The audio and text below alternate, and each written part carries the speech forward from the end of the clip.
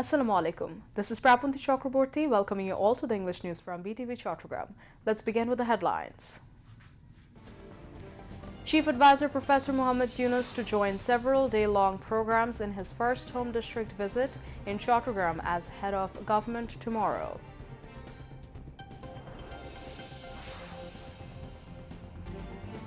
Election Commission suspends registration of Bangladesh Awami League.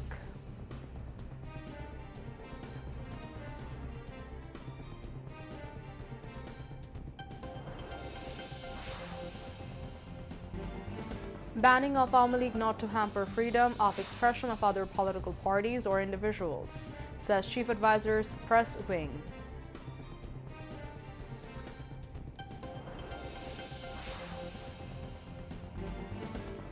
Consensus Commission's goal to define and implement clear roadmap for Bangladesh's structural transformation after mass uprising, says Commission's Vice President Dr. Ali Riaz.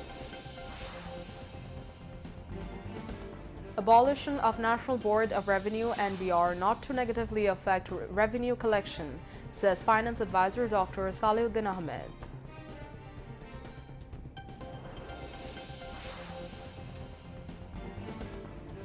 Israeli forces continue bombarding Gaza, killing at least 39 even after Hamas releases U.S.-Israeli soldier Idan Alexander.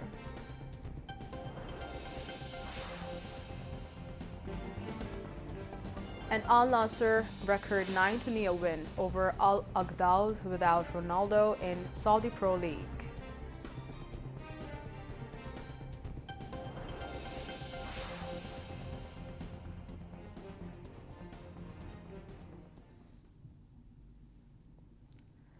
Viewers, those were the headlines. Now moving on to the details. Chief Advisor Professor Muhammad Yunus is visiting his home district Chattogram for the first time as the head of government tomorrow. He will join several day-long programs in Chattogram.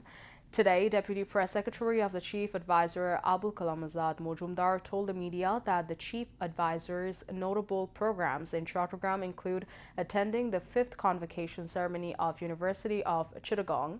In addition, Professor Yunus will also visit his ancestral home at Batu village of Shikarpur Union under Hatazari Upazila.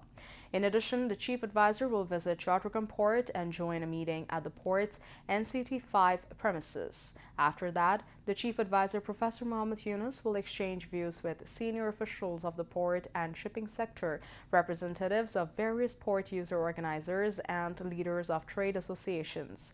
Later, he will unveil the foundation stone of Kalurghat Bridge under and over the Karnafuli River at the Chattogram Circuit House.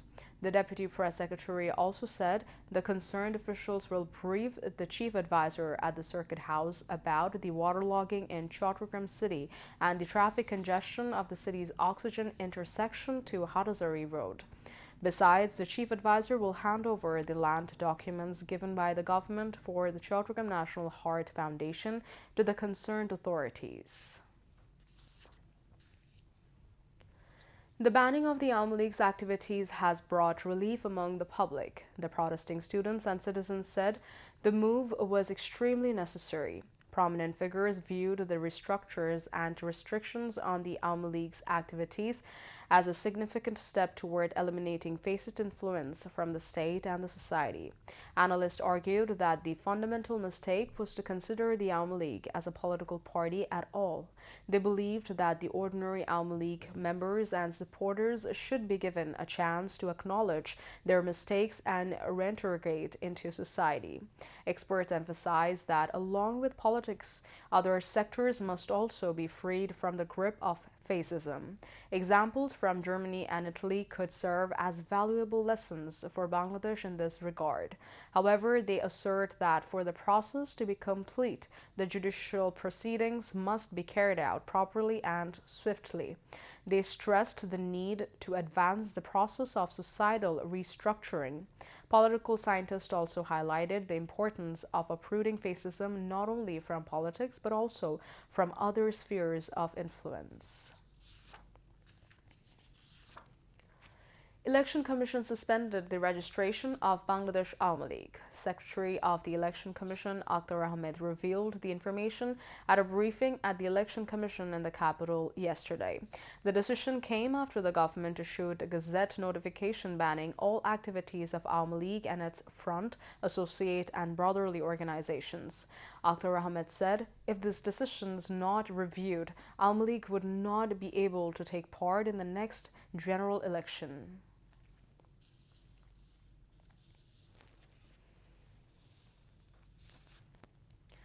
The interim government said today the notification issued on Monday banning the activities of Awami League and its associate affiliated bodies will not hamper the freedom of expression of other political parties or individuals. The Ministry of Home Affairs on 12th May issued a notification regarding the ban on the activities of the Awami League and its associate and affiliate and fraternal organizations. A statement issued by the Chief Advisor's press wing said the notification was issued under the Anti-Terrorism Act Amendment.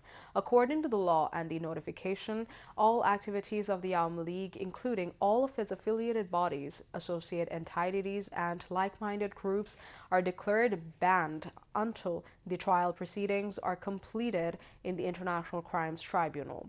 The activities included any form of publication, campaigning through the media, online platforms, and social media, as well as organizing rallies, meetings, and conferences.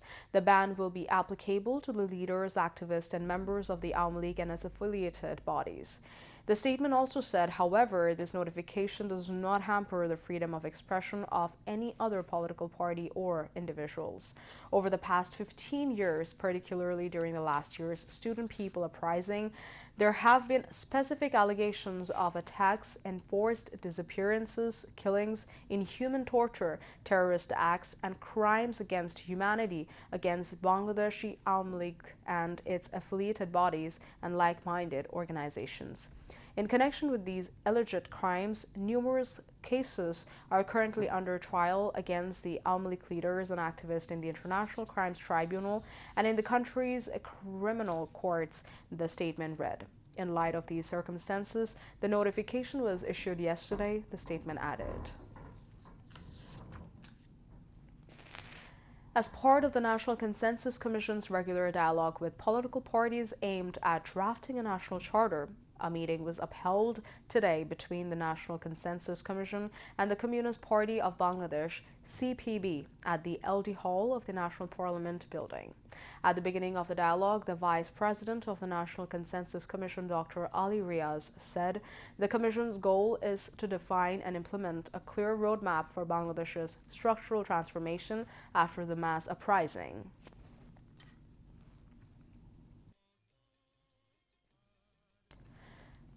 The General Secretary of the Communist Party of the Bangladesh, Ruhin Hussein Prince, said the interim government must now undertake necessary reforms.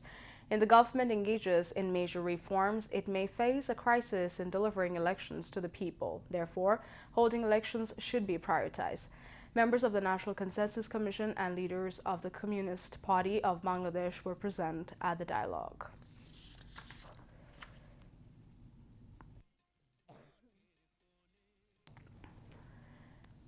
The Appellate Division of the Supreme Court today adjourned till tomorrow, and the hearing on Jamaat-e-Islami's appeal against the High Court verdict that scraped its registration with the Election Commission as a political party. A four-member bench of the Appellate Division, headed by the Chief Justice, said Raater Ahmed, passed the adjournment order after concluding today's hearing.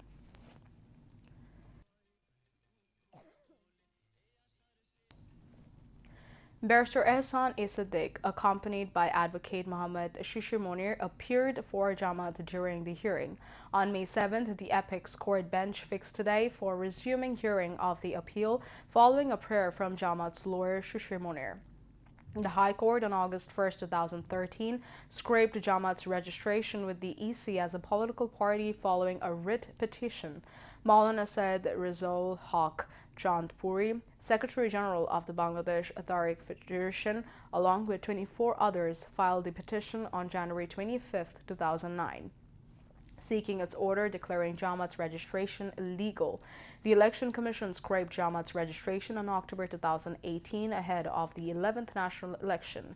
Jamaat then filed the appeal with the Appellate Division challenging the High Court judgment. The Appellate Division started hearing the appeal on December 3rd last year. Finance advisor Dr. Saliuddin Ahmed said the abolition of the National Board of the Revenue (NBR) will not negatively affect revenue collection. He made this remark while speaking to the journalist after a meeting of the Government Procurement Advisory Committee held today at the Secretariat.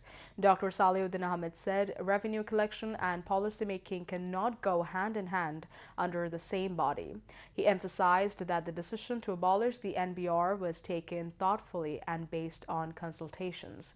Replying queries to the journalist about the impact of NBR's dissolution, the finance advisory assured it will not hamper revenue collection. On the contrary, revenue collection is expected to increase compared to that of last year. He further mentioned this year's budget will not be prepared through borrowing or printing money. However, whether the budget will be large or small will be known in a few days, he added. Today, Energy, Power and Mineral Resources Advisory Mohammed Fawzul Kabir Khan visited the progress of the waterlogging resolution project and canal cleaning activities in Chattogram city.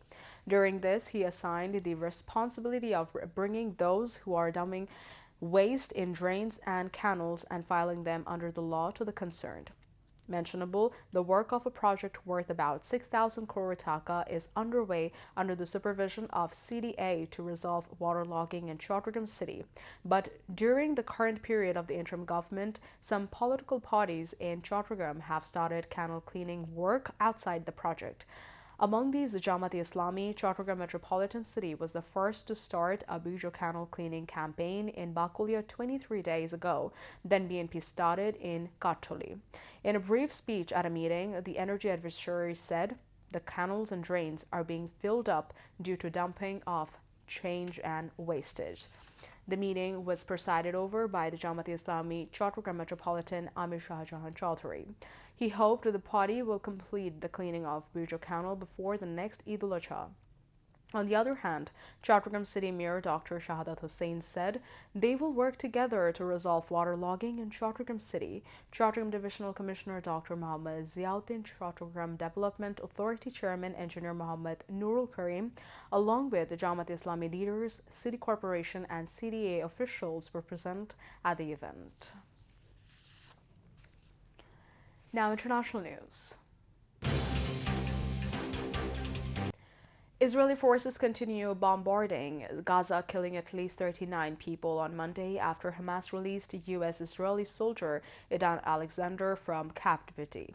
UN Secretary General Antonio Guterres called for an end to Israel's blockade of Gaza after the world's leading hunger monitor says the entire population of the enclave face the risk of famine. Israeli Prime Minister Benjamin Netanyahu said he will send mediators to Qatar for truce walks, while his office said Israel will hold off on plans to expand the war on Gaza until after U.S. President Donald Trump's Middle East visit. Israel's war on Gaza has killed at least 52,862 Palestinians and wounded 119,648 according to Gaza's health ministry. The government media office updated the death toll to more than 61,700, saying thousands of people missing under the rubble are presumed dead.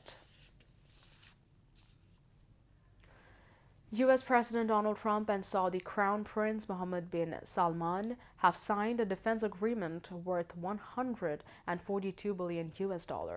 As part of the deal, the United States will provide state-of-the-art war-fighting equipment to Saudi Arabia. Trump is on the first leg of a major diplomatic tour to the Middle East. Earlier, Trump was joined by Elon Musk and other business leaders at a lavish lunch in Saudi capital, Riyadh.